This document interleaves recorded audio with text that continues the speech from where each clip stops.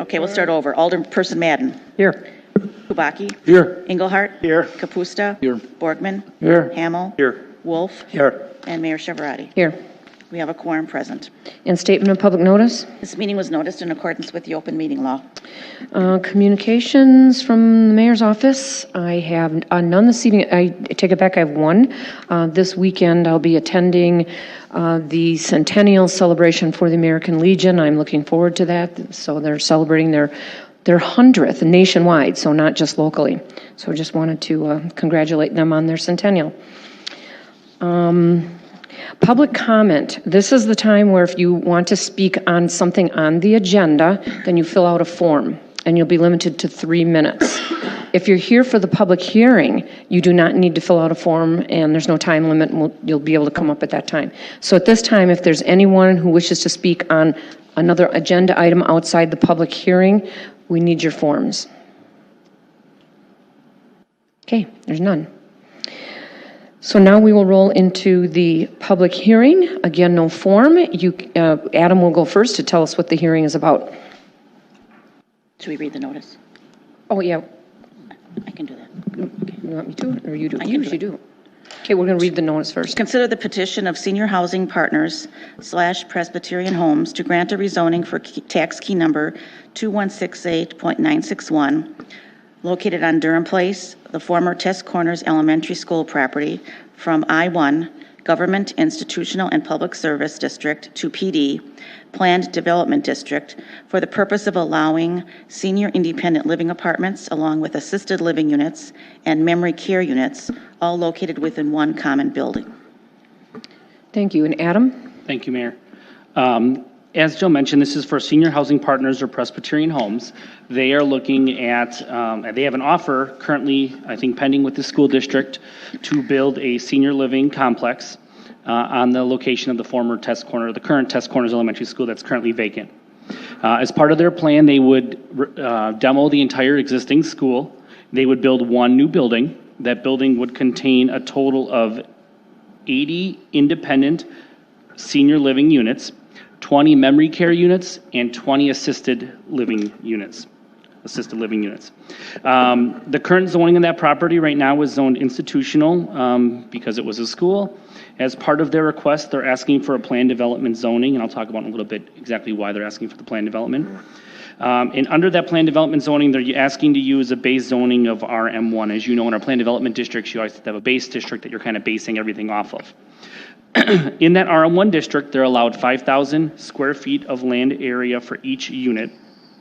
As part of the comprehensive plan that currently shows this as institutional, these types of uses do still fall under institutional land use zoning, so the land use isn't being changed here, just the actual zoning district itself is what's proposed. As part of these new units, they will also need the independent living portion is allowable under the RM1 zoning with that plan development. The assisted living and memory care, though, needs a conditional use grant. So if this goes forward, one of the things that will be coming forward to the Plan Commission in a few weeks will be another public hearing for the conditional use grant portion of this that is required. The whole idea with their proposal is kind of a continuum of care, the idea that residents can move into the independent living, and as they're aging and they may have more medical needs, they can then go to assisted living and or eventually memory care. So the kind of idea of once you're here, someone may be able to stay here for a while as they're starting to be familiar with the place and maybe making friends and such. As part of the plan development, there's a couple things that they need modifications to. One thing that they're not asking for, I'll start with, is they're not asking for a density bonus. As part of a plan development, users can ask for a 10% density bonus. They're not asking for that. They're basing their density on what's allowable for the independent living based upon the land that's there on its own. So I want to make that clear because with plan developments, commonly those are asked for. The things that they are asking for waivers for as part of a plan development is a height waiver. 30 feet is the normal height limit as measured from grade at the base of the building to the midpoint of the highest gable. That's how the code identifies we measure these. The way this building will be situated, and if you're familiar with this site, the side that faces Janesville Road to the north is much higher than the south side of the site. The site slopes pretty significantly towards the south. So the building will look like a two-story building on the Janesville Road side of the property, and that's kind of the rendering you see on the screens in front of you now. It's kind of the corner. This would almost be looking like from the back porch of Bushy's kind of thing, if you want to look at it that way. That general view. So this would be the area that would generally face Janesville Road. The building then slopes. The land slopes as you go southward, so the building that appears 2 stories on this side of the property will appear more as this 3-story building when you get towards the back part of this site. So what I do is I can also pull up on the maps for you guys a site plan to kind of just give you an idea of kind of general layout. You'll kind of see the building has kind of 3 separate wings to it. The northern wing is the wing that is set up for the memory care and assisted living, and the 2 southern wings are the areas that are set up for independent senior living. They will have underground parking provided on the southern part of access through the southern part of the site that will occur underground. So the building is being elevated a little bit up, but we'll still have those 3 stories. So the height's one thing they're asking for a waiver on. As far as the actual heights go, the front of the building doesn't need a waiver. It's when you get towards the sides and rear of the building that you might need that waiver. Their proposed height as you measure it by code is about 37 feet as compared to the normal requirement of 30.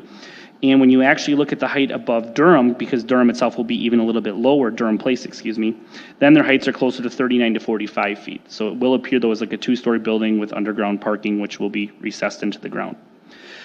They're also asking for a waiver to the number of units in a building. These types of complexes are very common to have more than 16 units in one building, and when you're looking at the independent portion, if it's over 16 units, you need a waiver, so that's part of what they're asking for here. They're also asking for open space and floor area waivers. Those are also both very common when you deal with larger complexes like this. Whether you look at a site like Will Rose or Parkland or MSP Heritage, which is a more recent one, all of those have very common and very similar waivers granted to them because of the nature of the complex. They will have to address any kind of stormwater. So that's one thing this site right now we know lacks, and there's been some drainage problems in the area. When engineering would look at this, if it does get approved, they will be looking to make sure that any drainage issues are looked at and addressed however possible. You'll see on the site plan that they are building a large retention pond, which is required, but also going to be a little bit of a site amenity on the southern part of the site, as well as doing some berming on the southern and southeastern part of the site. They want to make that pond kind of an amenity as part of this complex. So those are the basis of what they're asking for. Okay, thank you, Adam. And so now this is the public hearing portion. So if anyone wishes to speak on this item, they can come up. You have to come up to the microphone, state your name and address, and then you can speak. My name is Bill Fritz. I live at South 68 West 1461 Galkey Court, and I have most of the property that's along the fence line at the Test Corner School there. And I have a couple questions. One, I don't know, you talked about the drainage. I'm pretty low where I am. And right now I'm getting a lot of drainage from the school the way it is. And it kind of floods out when I have big rains because it comes down that sidewalk and goes right down onto my property. So that's one of my questions. What's going to be done about that? And another thing is the lighting. How much lighting is going to be done on this property? Because it's going to, there's 4 properties along that line, and the lighting is going to cause a lot of problems. And the other question, what about our property values? Our property values are going to go down or go up? Not go up, but go down because of this. Okay, this is just where we listen. We can't respond at this time. Thank you. Okay, thank you. Is there anyone else?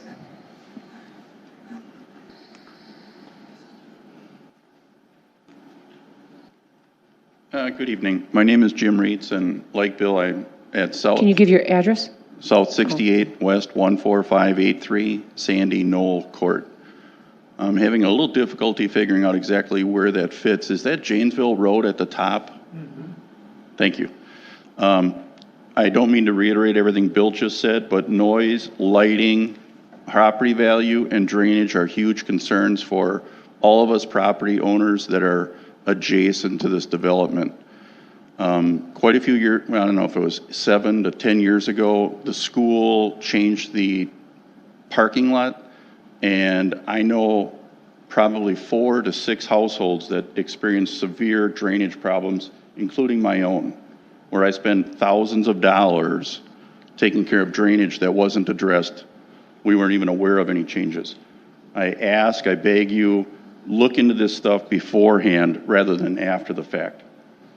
That's all I have. Thanks. Thank you. Is there anyone else?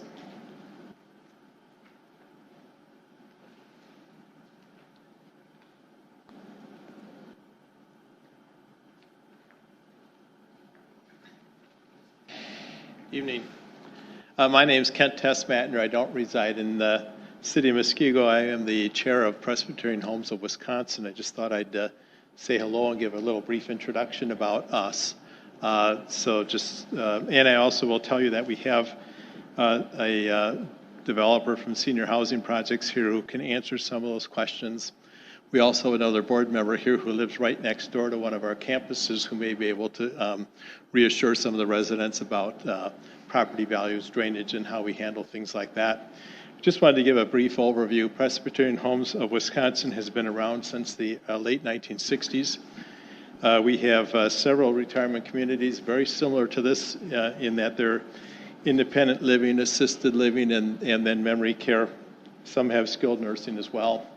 The first campus that we opened was in the early 1970s. It's Avalon Square, right in downtown Waukesha.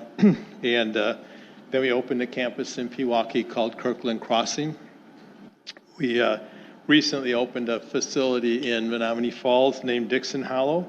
It was named a top project in the state of Wisconsin by Daily Reporter in 2016 for its design and how it came across. We've opened a community in Germantown called Fairway Knoll. We're completing a project and we'll move our first residents into a similar campus or community in Oconomowoc January 2nd called Towner Crest. Before we move into a community and ask for approvals, we do market and demographic studies because we want the project to be successful, not only for us, but also not to be an eyesore that's not filled. So we do look at the competition, we do look at the population and its age and household income and things, and we don't come to a community and ask to move into it until we're convinced it will fill at a rate that satisfies both of us. One of the things that's a hallmark of Presbyterian Homes communities is we don't require a buy-in. We have reasonable market rents. And also one of the things that's a hallmark of us with our affiliation with the Presbyterian Church is we always establish a benevolence fund for these communities. So if somebody's money runs out, we have a good opportunity of keeping them in the communities rather than turning them away. So that's one of the things we do. The board is 9 to 15 right now. We're currently 10. Volunteers, we're all community volunteers. We're all community members. We all have day jobs, and by night we come, like you guys do, to try and get this type of work done. And we partner with the neighbors. We become a part of the community. And I just thought I'd leave you with a couple of things before I turn it over to Frank Habib. Frank Habib is a board member who, again, lives right next door to Dixon Hollow, Menominee Falls. There were neighbors in his neighborhood who had some of the similar concerns that were expressed. They have become partners with the community, and he'll talk to that a little bit. But I just want to let you know that the mission of Presbyterian Homes of Wisconsin is to honor God by enriching the lives and touching the hearts of older adults. And our vision is to provide more choices and opportunities for more older adults to live well. And the catchphrase you'll see on our website is freedom to live well. And that's what we're trying to do. We're trying to bring the community to Muskego and do that, and would encourage any of you who are really curious to visit one of our other campuses and see how nice they are and how much the residents like them. But thank you for allowing us to come and ask us to be allowed to move into your community. And as I said, Mr. Habib will talk a little about neighbor concerns, and then Lisa Albain will perhaps answer some of the more technical questions about drainage and lighting and things such as that. Thank you. Thank you.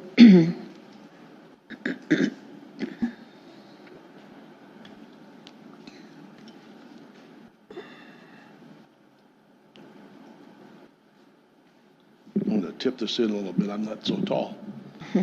Madam Mayor and council members, thank you for the opportunity. My name is Frank Habib, and I am a neighbor of Dixon Hollow. As a matter of fact, if I had a better arm, I could probably throw a rock and hit it. But unfortunately, age has gotten the better of my arm. I lived in that neighborhood in Menominee Falls, and my address is N49W159 Catlin Court. So basically, if you know the neighborhood, it's Pilgrim and Lisbon. Okay, Dixon Hollow is literally on the corner of Pilgrim and Lisbon. And you can tell when a neighborhood embraces an institution or an organization, it becomes a landmark. People use it now to denote where they're going. It's on the corner by the nursing home. It's on the corner by Dixon Hollow. That's how you know that a neighborhood has embraced a facility, and now it's become a landmark. So let me give you some background. I was there before. Moved in there in 2003. Construction started in 14, was opened in 15. So I lived there before, during, and after the construction. Literally no inconvenience to anybody. There are 3 neighborhoods that surround that area. One to the south in Brookfield, one to the west, Three Meadows, and us immediately behind that facility. Since that building has gone up, there have been 2 communities, one to the southeast and one to the northeast. If you remember the old Menominee Falls Drive-In, all those are $350,000 to $500,000 homes. One of them is completely sold out. The other's about halfway finished now. So that institution, that facility, has had no impact whatsoever on property values at all. As a matter of fact, my neighbor's house just sold for $475,000, which is about 2/3 the size of mine. So I'm very happy. So you can appreciate that. The traffic has not been an issue. The noise has not been an issue. Fortunately, these are folks that go to bed at 8:30, 9 o'clock, so that's not an issue. There's no cars, the underground parking, we don't even know it's there. We've had minimal, and I've checked with some of the neighbors before coming tonight, minimal ambulance noise, if any. You just don't notice it. There's more noise on Pilgrim Road from the Menominee Falls Police chasing young kids up and down the street than there is from the nursing home. We have no light problems, no noise problems whatsoever. And as I said, from my back balcony, I can see it. So I'm really close. And I live there 24/7, 365. So it's not like I drive by it every day. Our community, Graceland, has embraced it. Our homeowners association has met there in the fellowship area. So we have used it. We have neighbors who are volunteers there who go over and work with some of the senior residents. So it's become an integrated community. People know it's there, and they embrace it. And the people that live there are community members. They didn't move from someplace else. They do 2 things that we recognize. They vote, and they pay taxes in our community, in the village of Menominee Falls. They've left their traditional homes and the upkeep to move into a place where they can be in a new community. And so we have an intergenerational community in our neighborhood. Children in the neighborhood, they know what's there. People go to church, they work in that neighborhood, they know what's there. It's a very well-defined, and it's twice the size of this facility, by the way. So just to give you a perspective, okay?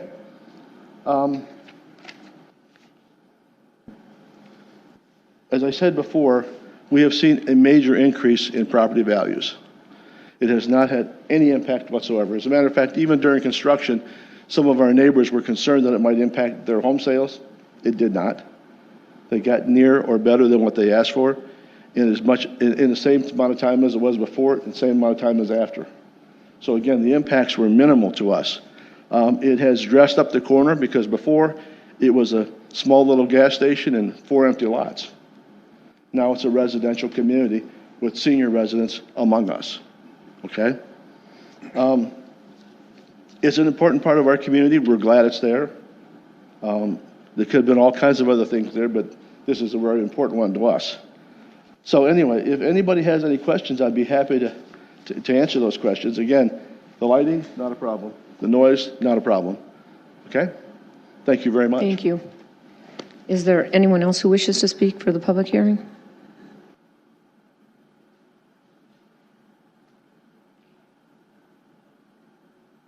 Okay, I take that as a no. So this will conclude the public hearing. We'll move on to new business. Resolution 87, 2019, approval of a 2020 general fund operating budget and tax levy. Move to approve. Second. Any discussion? Second. We have a second. We have a second. Oh. I said any discussion. Okay, they can't cast their vote on this? Do you want me to do roll call? I guess so, because I'm just asking, it's not working? Okay. Do a normal. Okay, we'll do a roll call vote. Alderperson Madden, Yes. Kubaki, Yes. Engelhardt, Yes. Kapusta, Yes. Borgman, Yes. Hamel, Yes. and Wolf. Yes. Motion carries 7 in favor. Thank you. And then we have Resolution 88, 2019, approval of the 2020 capital budget. Move to approve. Second. Any discussion? Roll call, please. Alderperson Madden, Yes. Kubaki, Yes. Engelhardt, Yes. Kapusta, Yes. Borgman, Yes. Hamel, Yes. and Wolf. Yes. Motion carries 7 in favor. Thank you. And then we have Resolution 89, 2019, approval of the 2020 sewer utility budget and rates. Move to approve. Second. Any discussion? Roll call vote? Alderperson Madden, Yes. Kubaki, Yes. Engelhardt, Yes. Kapusta, Yes. Borgman, Yes. Hamel, Yes. and Wolf. Yes. Motion carries 7 in favor. Thank you. And then Resolution 90, 2019, approval of the 2020 water utility budget and rates. Move to approve. Second. Any discussion? Roll call vote? Alderperson Madden, Yes. Kubaki, Yes. Engelhardt, Yes. Kapusta, Yes. Borgman, Yes. Hamel, Yes. and Wolf. Yes. Motion carries 7 in favor. Okay, thank you. Consent agenda? Approval of common council minutes for October 8th, 2019. Approval of operator licenses. Resolution 84, approval of agreement between members of the Suburban Critical Incident Team for purchase of an armored vehicle. Resolution 85, resolution declaring certain delinquent personal property taxes to be uncollectible. Resolution 86, resolution to restructure the collateral for the revolving loan fund for Shulu LLC doing business as Legacy Landscaping LLC. Move to approve and gross. Second. Any discussion? You need a roll call, or I can They can do voice if you want. do voice? Okay, all those in favor? Aye. Aye. Opposed? Consent agenda is approved unanimously. Review of committee reports? Let me just jump in. Finance Committee, September 24th, 2019. Thank you. And then first reading of ordinances and possible second reading if rules are waived. Ordinance number 1437, an ordinance to amend the zoning map of the City of Muskego, Senior Housing Partners, Presbyterian Homes, I-1 to PD. Can I ask a question about that? You can. Okay. The question was brought up about drainage. Can someone address drainage? All right. Well, stormwater ordinance pretty much covers that, but go ahead. Be happy to touch on it. Josh Fidelko with Trio Engineering, 4100 North Calhoun Road, Brookfield, Wisconsin. The property, when we first looked at this, we understood and knew, even talking with the school district, that downstream neighbors had drainage concerns, drainage issues historically on the property. So we came in with the site planning with that in mind, that we could find a way to improve it and fix it and make it better. The stormwater plan that you see, kind of that'll support this project, the oversized pond, everything that we did, far exceeds the city's requirements or MMSD's requirements. We did that intentionally. Adam had touched on it, that the pond is an amenity, it's an aesthetic feature. It's also something that'll help this neighborhood. From a drainage standpoint, we're very similar in lot coverage, which means you don't have a lot of different amount of water generated. The big thing we have here is a better way to control it. We take our whole site and we direct it to this stormwater facility that'll really detain it, kind of hold it, and slow release it to Durham Place. So water that used to kind of sneak and take a shortcut through the playground into our neighbors' backyards no longer can do that. We've cut it off and stopped it and directed it south to our pond. We've also respected drainage patterns. We know the neighbors' backyards ultimately where it drains, and we've pulled our berms, our grading off of our lot lines, really to preserve any vegetation near there and to make sure their drainage patterns, separate from us, aren't impacted in any way to the negative. So the big things for us, we control and dramatically improve how we manage our site's runoff. Don't let it take shortcuts and sneak onto the neighbor's land, and then respect how the neighbor's land drains. That's really our approach. Well, thank you very much. Thank you. Thank you. Anything else?